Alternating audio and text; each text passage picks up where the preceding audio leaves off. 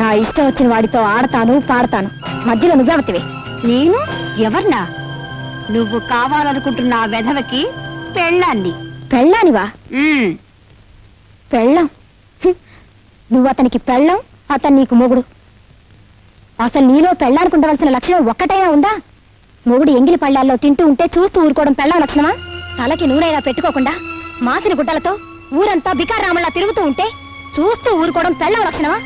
సరే, అతను తప్పు చేశాడే అనుకో, అందుకని బూటకాలతో తన్నడం, అది పెళ్ళం లక్షణమేనా? అతన్ని నీ మొగుడు అంటున్నావు కాబట్టి వెళ్ళిపోతున్నాను. నిజంగా జీవితంలో నాకు అతను లాంటి వాడు దొరికితే నీలాగా భ్రష్టురాల్ని కాను. అతనితో హ్యాపీగా జీవితాన్ని పంచుకుంటాను. వస్తా. పెద్ద సావిత్రి వచ్చింది నాకు బుద్ధి చెప్పడానికి. నువ్వా? రాత్రి అంత గొడవ జరిగాక మళ్ళీ నన్నెందుకు పిలుస్తావు? పిలవకి ఏం చేయమంటావు చెప్పు. అసలు రాత్రి నీకు ఎన్నో సంగతులు చెప్పుకోవాలనుకున్నాను, కానీ అది ఇంత మూలాన్ని నోరు మూసుకోవాల్సి వచ్చింది. మరే రాత్రి నీ మాటలన్నీ విన్నాక నేను ఓ మొగుణ్ణి అన్న సంగతి నాకు జ్ఞాపకం వచ్చింది. అది కాకుండా నీకు పెళ్లి కాకపోయినా మొగుణ్ణి ఎట్ట గౌరవించాలో, ఎట్ట లాలించాలో, ఎట్ట బుజ్జగించాలో నీకు తెలిసినంతగా ఇండియాలో ఎవరికి తెలియదు అనిపించింది. అంచేత నువ్వు అంటే మన ఇద్దరం పెళ్లి చేసుకుందాం. నేను అంటే మాత్రం నీ పెళ్ళం ఊరుకుంటుందా? ఇదిగో దాని సంగతి ఎత్తకో, దానికి విడాకులు ఇచ్చేస్తాను నువ్వు అంటే. సరే, నేను అంటాను, మరి మా పెద్దోళ్ళు ఒప్పుకోవద్దు. మీ పెద్దాళ్ళు నొప్పింది ఎంతసేపు? కుస్తా బహార్. నిన్నే పెళ్ళాడాలని నువ్వు పుస్తకం ముందు అనుకుంటుంటే ఇప్పుడు ఈ ఉడతమొహం పెడతనా ఊరుకొని తీసుకొచ్చి పెళ్ళాడతానంటావా? వీడు చంపేస్తాను. నువ్వన్నది నేను ఉడతమొహం పెడతనా కొడుకునే కావచ్చు, కానీ నా మనసు మాత్రం మడత మంచం లాంటిది. అవును మావా, ఇతని మొహం దరిద్రంగా ఉన్నా మనసు మాత్రం మడత మంచం లాంటిదే. నువ్వు ఇప్పుడు మా అమ్మాయిని పెళ్లి చేసుకుంటే మీ జ్యోతి మా ఇల్లు పీకి పందిరేస్తుందేమో. అది ఇల్లు పీకి పందిరేస్తే ఆ పందిట్లోనే దాన్ని కుక్కలా కట్టేసే బెమ్మ రహస్యం నా గుప్పిట్లా ఉంది. కుస్తా బహార్. ఆ గుప్పిట్లో ఉన్న రహస్యం ఏంటో చెప్పు నాయన. ఐఎమ్ సారీ, నేను చెప్పను. నువ్వు చెప్పకపోతే మా వాళ్ళు నీకు ఇచ్చి పెళ్లి చేయరంట. నీ గుప్పిట్లో ఉన్న రహస్యం ఏమిటో చెప్పులెవరు?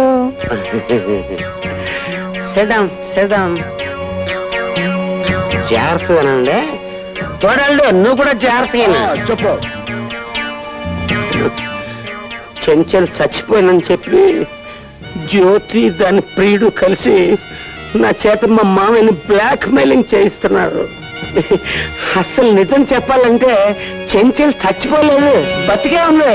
అవును, బతికే ఉంది. నా కళ్ళతో చూశాను, బతికే ఉంది. పోయినా కొడక కొయ్, ఆ ఆడ కుదుర్చావని మేము అంతా చూసావురా. అదే పొరపాటు. అది చెంచల్ శవం కాదు, వేరే అమ్మాయి శవం. చెంచల్ చచ్చిపోయిందని మా మామయ్య ఇన్స్పెక్టర్ లింగాన్ని పిలిచి కేసు మాఫ్ చేయమన్నాడు. ఎందుకు సార్? ఈ 10,000 ఖర్చు పెట్టి ఈ కేసు ఎవరి మీదైనా బనాయించు. చెంచల్ హత్య కేసులో మా అల్లుడి పేరు బయటకు రాకుండా చూడు, నీకేం భయం లేదు. అక్క, ఆ విధవ నువ్వు చచ్చిపోయావని చెప్తుంటేను నిజంగానే అంత పని జరిగింది. ఓ కుర్రాడు రక్షించడం వల్ల బతికి బయటపడ్డాను. చెంచలా, నువ్వు నిజంగా చచ్చిపోయావనుకుని నీ హత్య రహస్యాన్ని అడ్డుపెట్టుకుని మా మామని బ్లాక్మెయిల్ చేస్తే బ్రహ్మాండమైన ఐడియా ఇచ్చా. ఎస్పీ లెవెల్లో ఉన్న ఒక పెద్దవాడు మన చేతికి చిక్కే ఆపర్చునిటీ మనం వదలకూడదు. అంటే అదే మాదిరిగా ఉన్న ఒక పిల్లని ఆనవాళ్ళు తెలియకుండా ముఖమంతా చెక్కి పడేసి అదే బ్యాగ్ లో పెట్టి నదిలో పారేస్తే చెంచల శవం అనేగా పోలీసులు అనుకుంటారు. నిజమే, కానీ మన అడ్జస్ట్మెంట్ కోసమని చావటానికి సిద్ధమయ్యే ఆడకూతురు ఎక్కడ దొరుకుతుంది?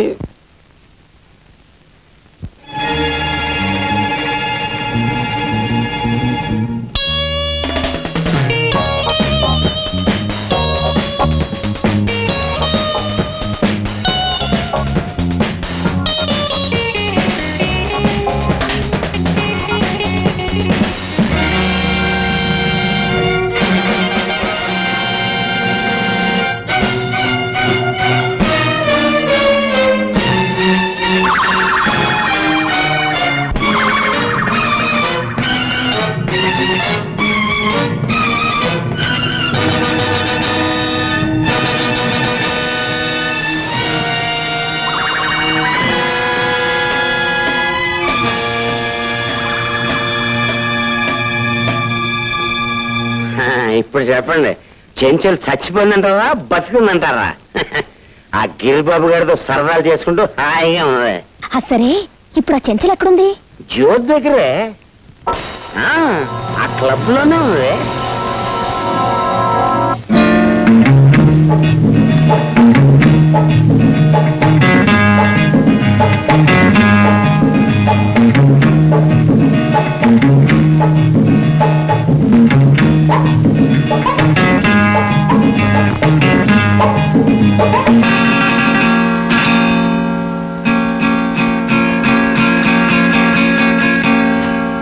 చెంచల్ చచ్చిపోలేదు, బతికే ఉంది. ఇంపాసిబుల్. చంచల బ్రతికుండే అవకాశం ఇది.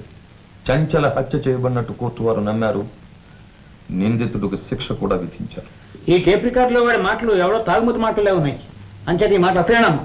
లేదు సార్, చెంచల బతికే ఉంది. నా ప్రాణాలకు తెగించారా సరే ఆవిడ మీ ముందు హాజరుపరుస్తాను. మా బావ నిర్దోషం నిరూపించుకుంటాను. ఐడియా చూస్తే అగ్రే ఉంది, కానీ తమరిక్కడి నుంచి కదలడానికి వీలు లేదు. సార్ మాట్లాడు. ఆ నెత్తి మీద టోపీ నా నెత్తి మీదకి, నా నెత్తి మీద టోపీ ఆ నెత్తి మీదకి ట్రాన్స్ఫర్ చేసిన మాయగాడి నేను చచ్చిన విడిచిపెట్టను. నేను నువ్వెవడో విడిచిపెట్టకపోవడానికి విడిచిపెడుతున్నాను. రాజా నువ్వే చూడు, చెంచలను మాకు అప్పగించకపోతే నీ బావ హంతకుడు అవుతాడు. మీ బావను తప్పించినందుకు నువ్వు నేరస్తులు అవుతావు.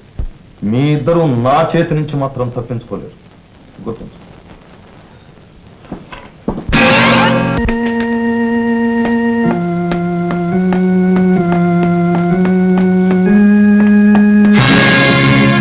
మీరు బయటకు వెళ్ళడానికి వీల్లేదు. ఎందుకు వీలేదు? నువ్వు లోకం దృష్టిలో చచ్చిపోయావు. అప్పుడు చావలేదు. చావు నుంచి తప్పించుకొచ్చినా ఖైదీలై 4 గోడల మధ్య బ్రతుకుతున్నందుకు ఇప్పుడు చచ్చినట్టు అనిపిస్తోంది. ఫూల్లా మాట్లాడుకు. చెంచల నిజంగా చచ్చిపోయిందని నమ్మించడానికి రీటాని చంపాం. ఇప్పుడు మీరిద్దరూ షికార్లు కొడితే చెంచల్ని ఎవరైనా చూస్తే ఏమవుతుంది? నీ పథకాలు ఫలించడం కోసం నా సరదాలను నాశనం చేసుకొని నేను ఇక్కడ సజీవ సమాధి కావాలా? ఇంపాసిబుల్. కరెక్ట్. చెంచల నేను సరదాగా షికార్లు కొట్టకపోతే ఆమె చావు నుంచి తెప్పించుకున్న ఫలితం ఏమిటి? You rock. ఎస్పీ గారి అల్లుడువని, మాకు ఉపయోగపడతావని ఈమెను నీకు అప్పగించాం. కానీ నువ్వు బెదిరించడం, బ్లాక్ మెయిల్ చేయడం నీకే తెలుసు అనుకోకు. చెంచల హత్య కేసులో ఎస్పీ నువ్వు బ్లాక్ మెయిల్ చేస్తే రీటాను చంపిన హంతకుడిగా నిన్ను మేము బ్లాక్ మెయిల్ చేయగలం. జాగ్రత్త. మనకి పోట్లాట్లు అనవసరం. మేమెవరికి కనిపించకుండా అలా కాసేపు బయటికి వెళ్ళొస్తాం. రాడి.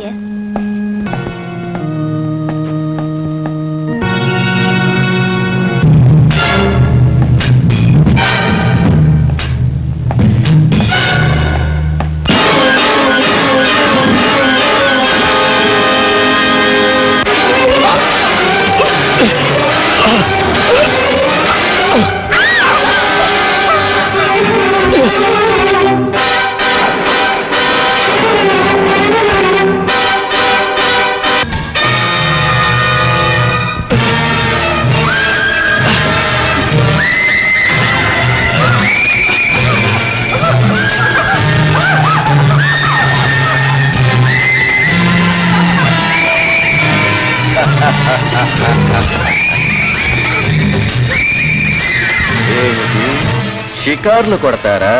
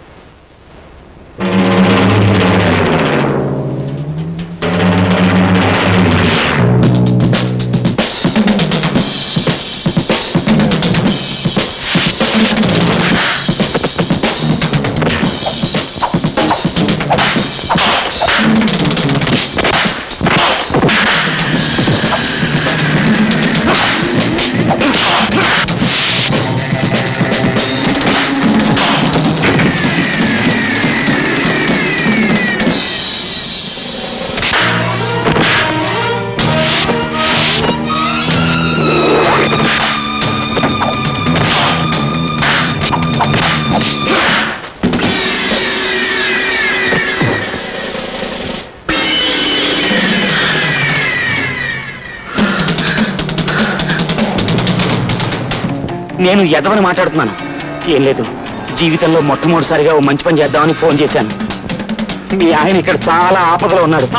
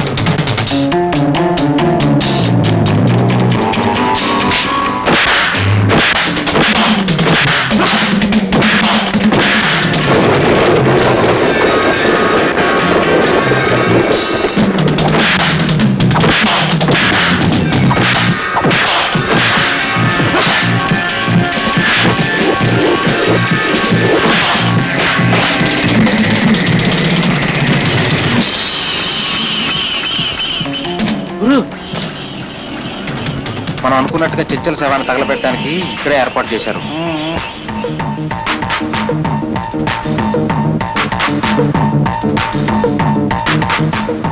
ఆగండి, మీరు చెప్పింది ఏంటి? తెచ్చిన శవం ఏంటి? ఇది ముస్లిం శవం కదా. ముస్లిం శవం కాదయ్యా, ముసుకేసి తీసుకొచ్చావంతే.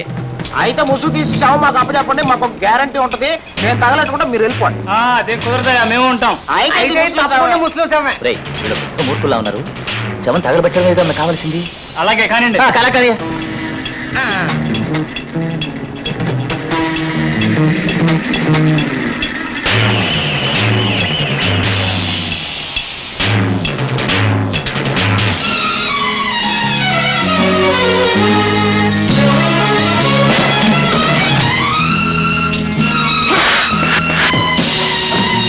Good morning sir. Janaki,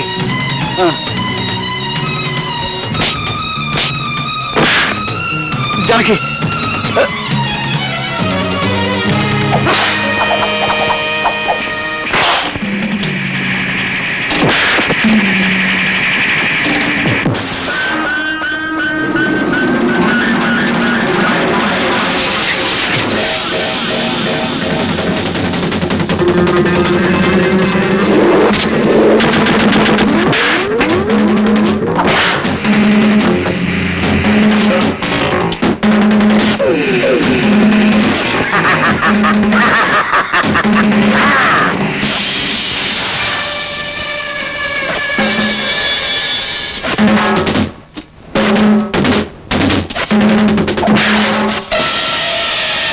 inspector గారు, సెంటర్ ఫిగర్ దీన్ని వదిలేస్తే ఎలాగా?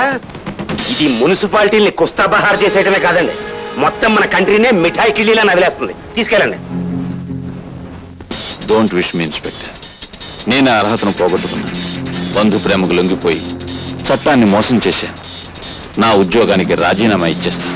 సార్, తప్పులైతే అందరూ చేస్తారు, కానీ చేసిన తప్పును మీలాంటి కొంతమంది దిద్దుకోగలరు. మీ వ్యక్తిత్వం ఈనాడు మా అందరికీ సుఖాంతం కలగజేసింది.